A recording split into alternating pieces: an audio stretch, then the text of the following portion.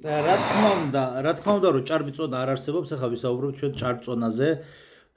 მატრიცაში რა ნიშნავს სწორი კვება, ანუ მატრიცაში აზრი აქვს თუ არა სწორ კვებას და აი ამ ბლინებზე და რაღაცებზე. მოკლედ, ესე იგი აგიხსნათ ხახნო რაშია საქმე.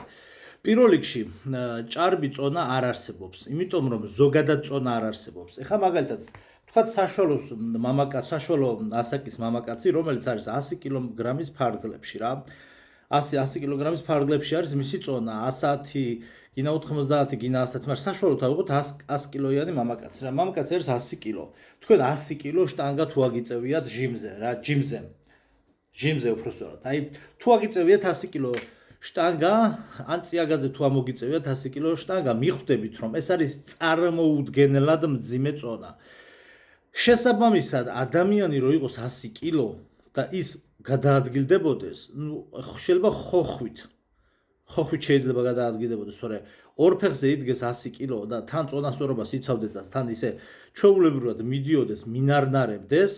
100 კილოიანი მამაკაცი სპორტულ ფორმაში თუ არის, რა ვიცი, 30-40 კილომეტრს 2 საათში ჩვეულებრივად 3 საათში გაირბენს რა. აი 100 კილო არის იმდენად ძიმე წონა, რომ მართლა რო არსებობდეს ეს წონა, შეუძლებელი იქნებოდა ან ფეხზე დგომაც კი მაქსიმუმ 1-2 წუთი გაჩერებული ყავდა, ისე უნდა იჯდე. ვერ უნდა იდგე ფეხზე. საერთოდ ვერ უნდა მოძრაობდე. ამიტომაც სინამდვილეში ჩვენ გგონია, სად ჩანსა, რომ ადამიანი არის 100 კილო. სასწორზე, რომელიც არის მულიაჟ, ანუ დეკორაცია, რომელიც გატყუებს წონაში და წონაში რომ მოიმატე, იმასაც გატყუებს. უბრალოდ შენი ვიზუალური სკაფანდრი, ეგზოკოსტუმი, ავატარი არის ზოგი არის გაბერილი მდგომარეობაში, ზოგი არის ჩაჩუტულ მდგომარეობაში, ესე რომ ვთქვათ რა, შედარებით გამხდარ მდგომარეობაში. ანუ ესეთი წონის ტარება რეალურ ცხოვრებაში იქნებოდა შეუძლებელი. შესაბამისად, ამიტომაც არის იქიდან გამომდინარე, რომ წონა არ არსებობს, საერთოდ და ზედმეტი წონა მით უმეტეს, აი უნდა გაათანობროთ გონებაში, რომ ზედმეტი წონა და წონა ზოგადად არ არსებობს. უნდა გაათანობროთ გონებაში და იცოდეთ, რომ ეს უბრალოდ იმიტომაც არ შეიგრძნობა. აი, როდესაც 100 კილოიანი ადამიანი გადაადგილდება, არ შეიგრძნობა. 150 კილოც რო იყო, ჩვეულებრივად დადიხარ. კი, უკვე დიხანი აღარა გაქვს ხნეში რაღაც, მაგრამ 150 კილო თქვენ შტანგაზე აწიეთ, აბა, მე გეუბნებით, შტანგა აწიეთ 150 კილო ჯიმში, ფიტნეს დარბაზში და მე ვილაპარაკოთ, რომ ეს შტანგა შენ რო წამოაყენო და ეს წონა რო შენ გქონდეს და ორი ფეხით დადიოდეს ადამიანი, ეს არის წარმოუდგენელი. ანუ ამიტომაც ეს წონა არის იმიტაცია და იმიტომაც არ შეიგრძნობა გულისცემა.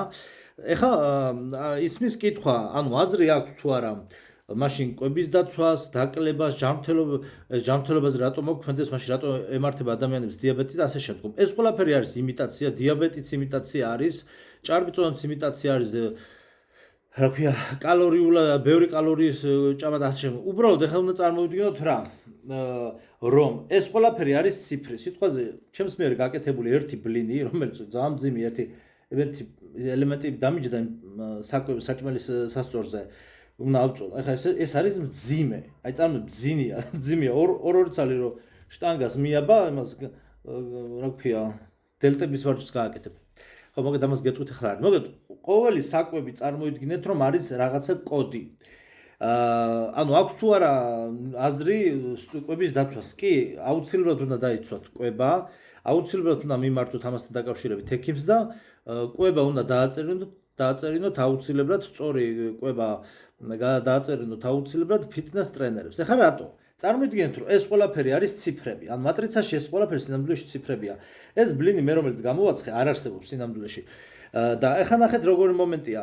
მაგალითად არსებობს ესეთი ტერმინი, ვინც არ იცის, მაღალგლიკემიური ინდექსი. სიტყვაზე პურს აქვს მაღალგლიკემიური ინდექსი, მაღალი ციფრი აქვს და წარმოიდგინეთ, როგორც მაღალგლიკემიური ინდექსის ციფრებია, ეგეთი ციფრები რომ მივანიჭოთ, რაც უფრო, თქვა, ეს ბლინი სიტყვაზე სწორი კვების რეცეპტით თქვა, რომ დავამზადე მე, დაბალი ციფრი აქვს, ანუ მაღალგლიკემიური ინდექსის ციფრი ექნება დაბალი და შესაბამისად მე ეს არ გამასუქებს. ანუ ციფრები უნდა მიანიჭო და რაც უფრო მეტი ექნება მაღალგლიკემიური ინდექსის ციფრი, რაც უფრო მეტი ექნება მინიჭებული ამ პროდუქტზე და რაც უფრო ან 5+5 10 ხო გამოდის, რაღაც ეგრე, რომ მიუმატო ჯამში რაც უფრო მეტი გამოვა ციფრი, მით უფრო სუქდები. აი ეგ პრინციპია, ანუ შენ გასუქებს მათემატიკა რა, მეტი არაფერი, მათემატიკურად სუქდები რა. ამიტომაც ესე ვთქვათ, თვითონ იმისთვის რა ქვია, ზოგადად შინაგანი ორგანოები რადგან არ არსებობს, ახლა შენ რა ქვია, გერკულეს შეჭამ თუ თეთრ პურს, შინაგანი ორგანოებისთვის საერთოდ მნიშვნელობა არ აქვს, მაგრამ მატრიცაში აქვს იქიდან გამომდინარე, რომ ციფრებს აქვს მნიშვნელობა, ანუ ყველაფერს აქვს თავისი კოდი მინიჭებული რა. ხმაური ეგრს თავის კოდი აქვს მინიჭებული და ეს კოდები რაც უფრო გროვდება, მით უფრო სუქდები რა. ანუ ყველაფერი იგივენაირად რჩება, უნდა დაიცვა კვება, უბრალოდ განსხვავება ის არის, რომ ეს ყველაფერი რეალურად არ არსებობს. ანუ ციფრებიდან გამომდინარე, ციფრების შეჯამებით და შეკრებით ხდება გასუქება. ეხლა მაგალითად ამიტომ მოკლედ წონა არ არსებობს, ზედმეტი წონა. ეხლა ეს სხვათა შორის ეს არის ჩემს მიერ დამზადებული, ჩემს მიერ მოფიქრებული რეცეპტი და გეტყვით ახლა რას შეიცავს და რა არის და როგორ არის. 3 თვის განმავლობაში ვატარებდი ექსპერიმენტებს, ეს დამწვარი არ გეგონოთ, ესე თუ არ დაიბრაცა, შიგნითა მასა მერე უმირჩება. დაახლოებით 3 თვის განმავლობაში ვატარებდი ექსპერიმენტებს, რომ პირადად ჩემთვის მისაღები, ანუ ხრაშუნა თუ დასაღეჭად როგორი და როგორი გემოები დამესვა, მოკლედ ჩემთვის მისაღები რაღაცა ბლინების, დიეტური ბლინების ვარიანტები ავიღე და ჩემი რაღაც ვერსიები დავამატე იქ რეცეპტებში და რეცეპტში და ისეთი რაღაც მიმეღო, რაც სიტყვაზე კრემიანი ნამცხრალ მაღაზიის კრემიანი ნამცხრებისგან თავს დამახწევინებდა, ასევე დამანაყრებდა და ესე ვთქვათ შაქრის მოთხოვნილება რომ არ მქონოდა რა. ეხლა აი აქ ერთი ცალი აკლია, წეგან შევჭამ ერთ ცალი მარტო რა. ანუ ყავაზე, რძეზე, რაღაცაზე მიყვარს რომ მივაყოლო რა, ისე ხო და ეხლა აქ რამდენი ცალია, მოიცა დავთვალო.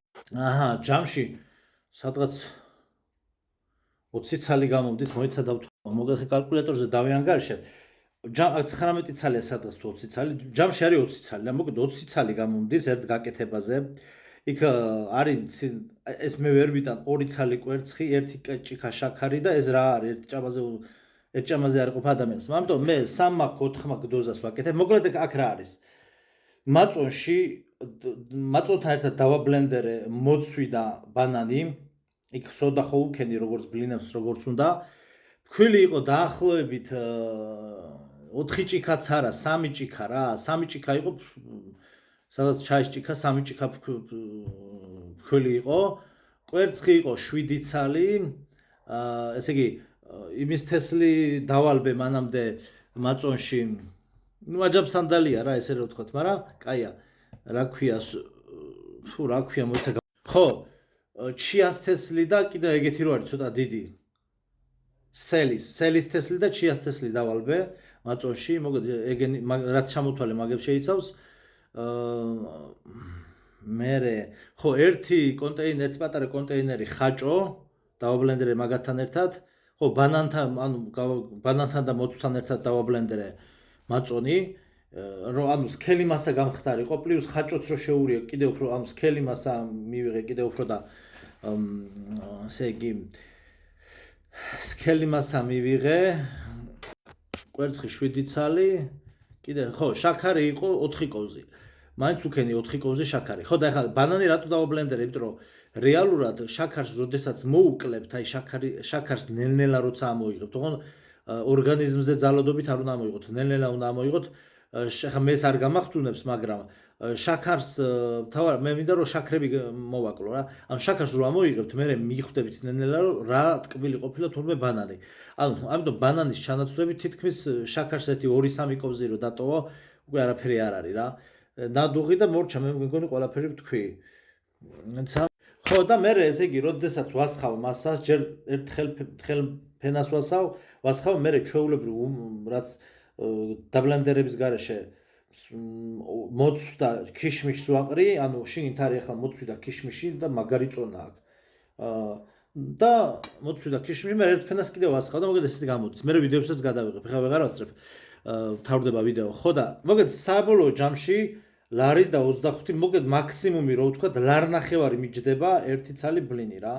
ლარი და 25-დან ლარნახევრამდე რა. ეხლა სუფთად ლარი და 25 გამოდის, მაგრამ კიდე რაღაცებს რომ ამატებ, სადღაც ლარნახევარში მაგარი ბლინები გამოდის. ერთ ყავის დალევაზე ერთი ცალი ყოფნის რა, მაქსიმუმ 1.5, 200-ს ვერ შეჭამ. მაგრამ სამაგიეროდ ჩაქრების ამოღება ხდება. ფქვილი 4 ჭიქა, ხო?